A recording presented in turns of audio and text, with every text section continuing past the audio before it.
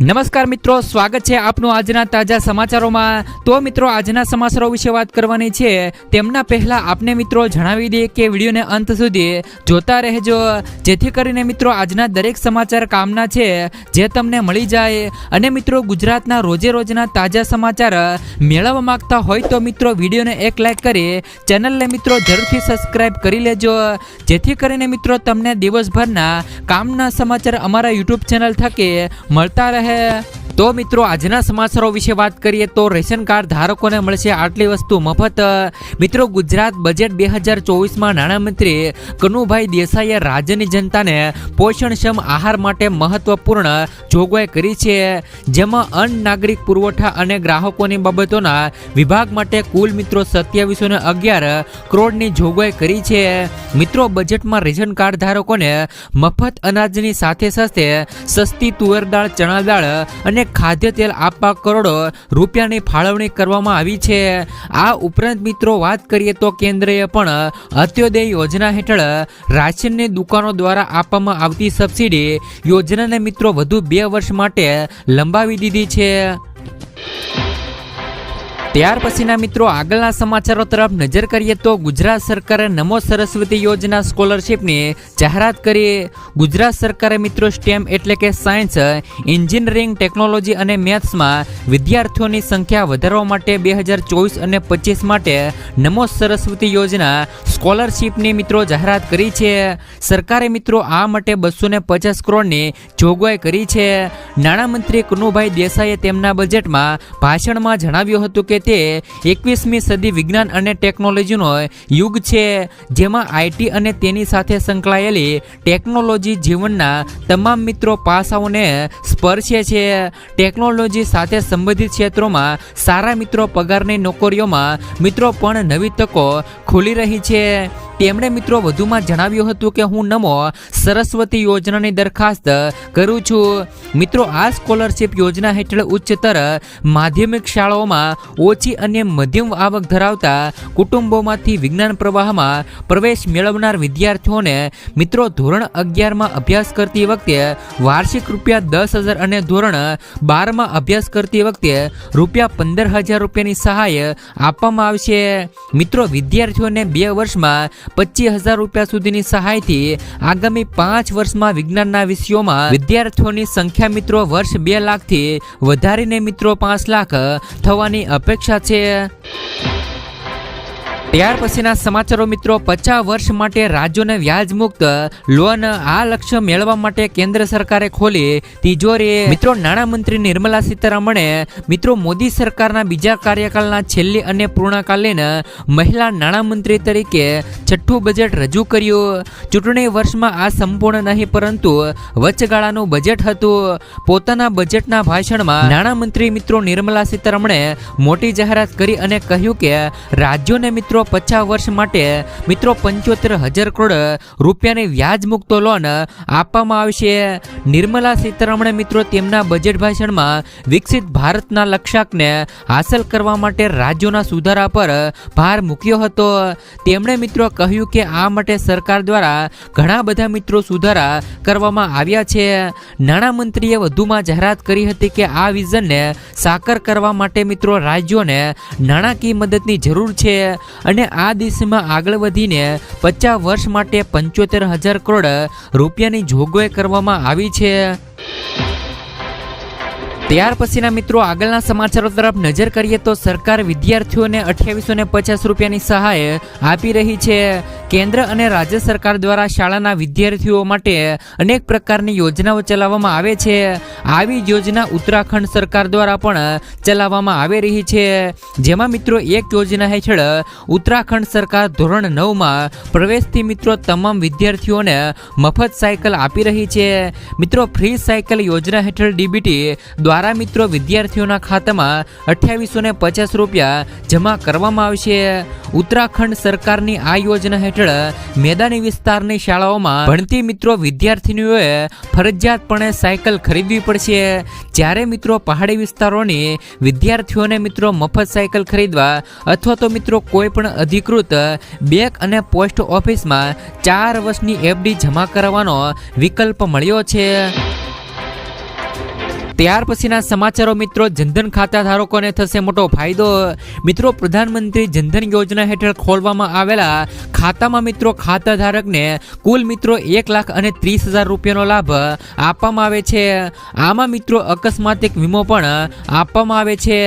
ખાતા ધારકને મિત્રો 30,000 રૂપિયાના સામાન્ય વીમા સાથે 1 લાખ રૂપિયાનો અકસ્માતિક વીમો પણ આપવામાં આવે છે. મિત્રો, આવી સ્થિતિમાં જો ખાતા ધારકનું અકસ્માતિક થાય છે તો તેમને મિત્રો 30,000 રૂપિયા આપવામાં આવે છે.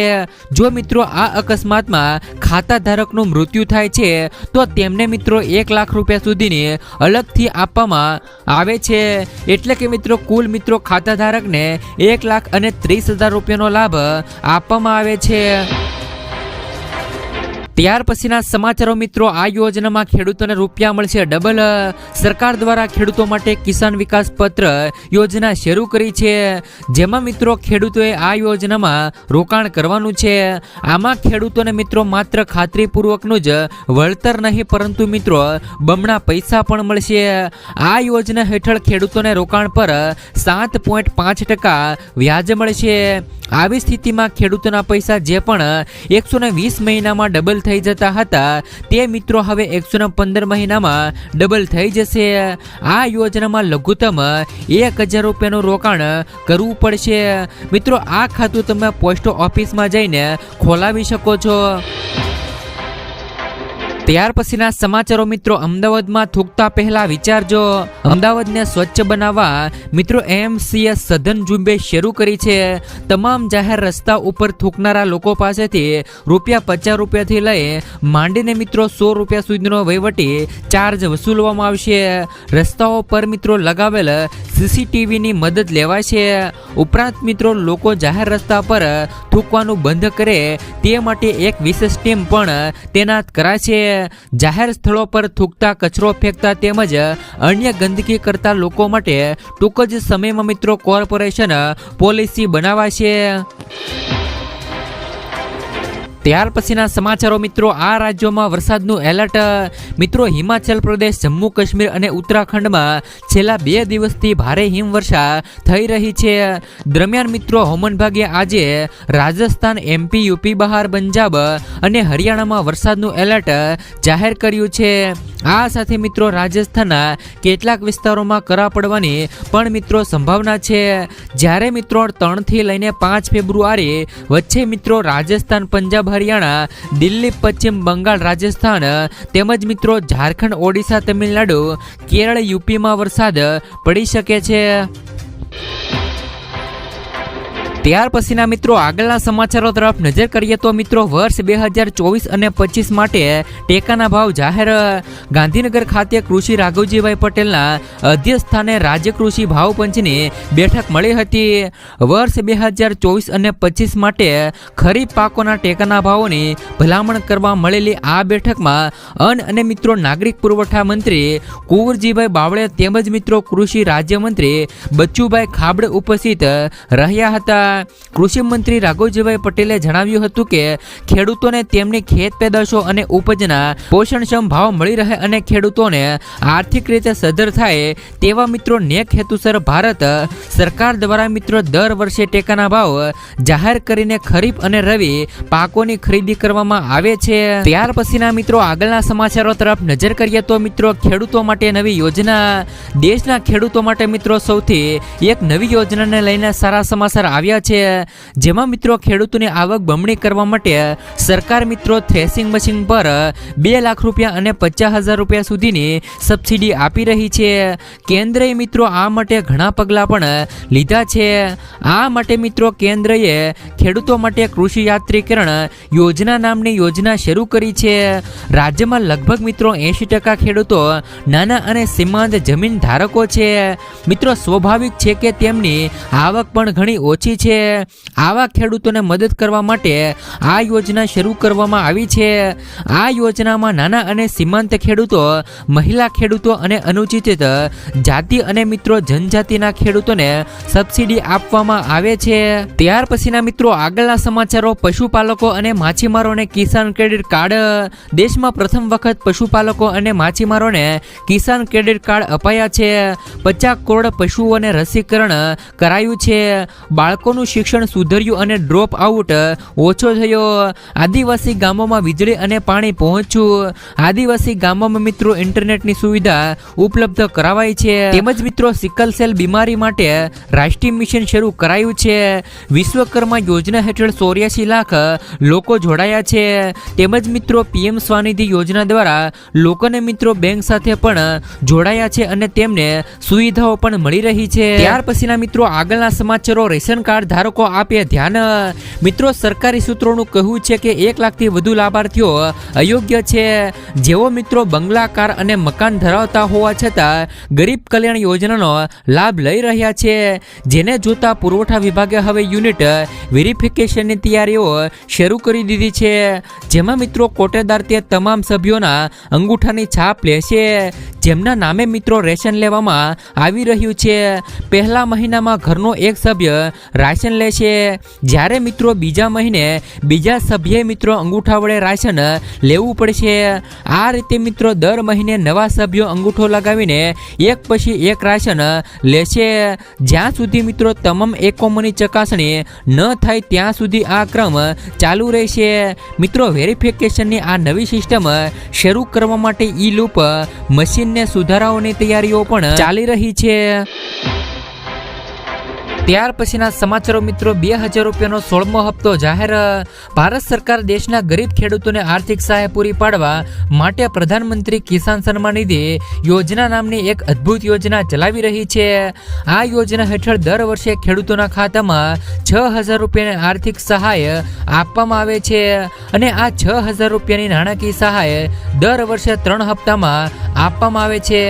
મિત્રો દરેક હપ્તા દર 4 મહિનાના અંતરે ખેડૂતોના ખાતામાં મોકલવામાં આવે છે। 15 નવેમ્બર 2023ના રોજ બિરસા મુંડાની જન્મ જયંતિ નિમિત્તે વડાપ્રધાન નરેન્દ્ર મોદીએ ઝારખંડમાં આયોજિત એક વિશેષ કાર્યક્રમમાં પીએમ કિસાન સન્માન નિધિ યોજનાનો 15મો હપ્તો બહાર પાડ્યો હતો।